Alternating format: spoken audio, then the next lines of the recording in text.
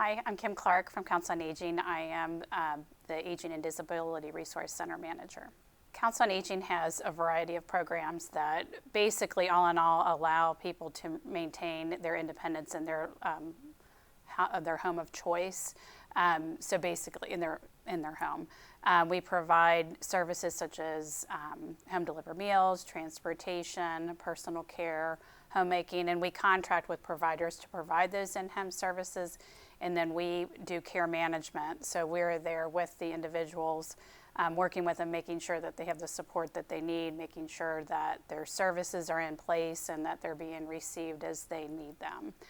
We also we have a caregiver assistance program where we have a nurse that will go out and meet with caregivers to talk about them. And as the caregiver is a very important person in the life of caring for someone, and they have to be able to take care of themselves. So the nurse goes out and meets with the caregiver and will kind of help them. And what do you need to do to take care of yourself so you can continue taking care of a loved one? We actually had a person with DD that they were over 60, so they were eligible for our services.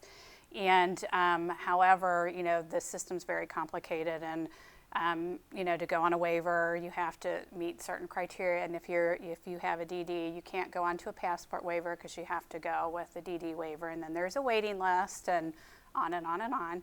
So we had someone that we were able to serve through our elderly services program.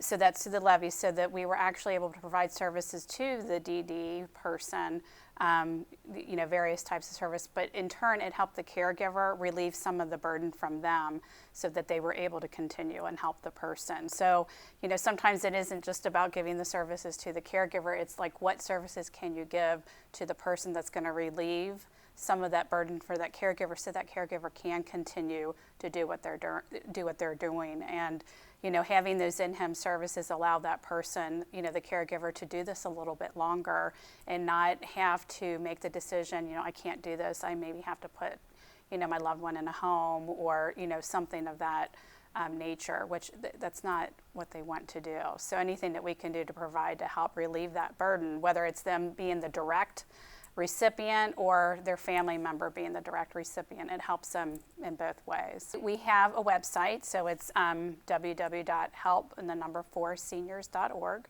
They can also call our main number. It's 721-1025, and when they call, we have specialists. We have a call center, and so that specialist is there they can answer any questions that they might have.